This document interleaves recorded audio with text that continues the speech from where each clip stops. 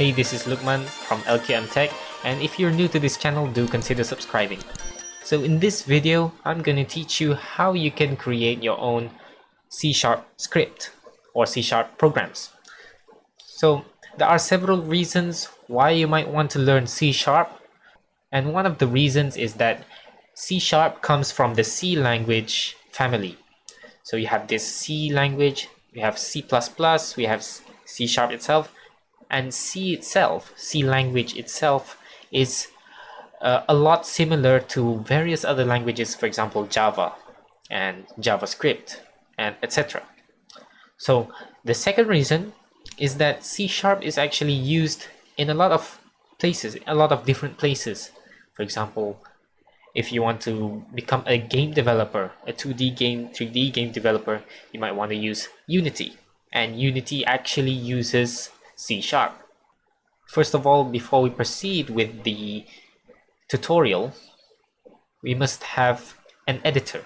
I'm going to use REPL.it, an online editor free for anyone to use. So you can just type REPL.it, or I will leave it in the description. And you might want to use other editors. There are a lot of different YouTube videos, YouTube tutorials out there to install an editor for you. But in this video, we're just going to stick with REPL. So we are going to create a new REPL and set the language to C# and name this C# tutorial, and just wait for the project to start. Okay, so right out of the box, what we have is these few lines of code. If you were to run this code by hitting run up at the top, you can see it outputs hello world, ignoring the rest of the lines over here.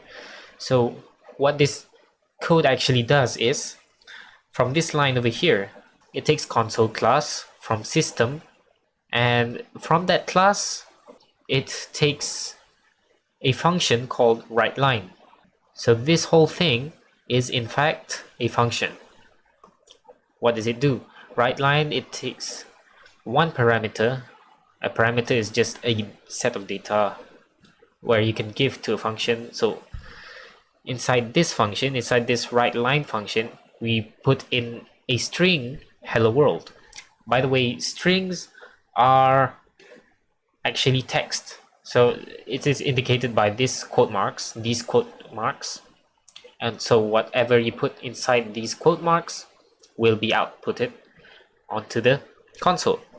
There are actually two ways you can output to the console. So the first one is just writeLine. The second one is you can console.write. And in this case, it should output the same thing. Yes. So what is the difference between these things? Let's compare both of these. Let's say we console.write line 4 times, and then another 4 lines of just writing the hello world, and let's see what it does. Okay, so writeLine actually writes the whole text or anything, any data given, and then it returns. So as you can see here, it first writes your whatever you desire to output, and then it will return to a new line.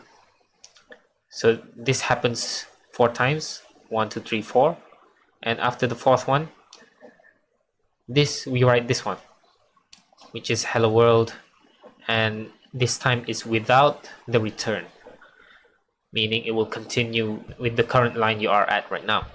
So now let's take a look at what are comments and how you can use comments. So comments are lines where the code, the compiler will ignore.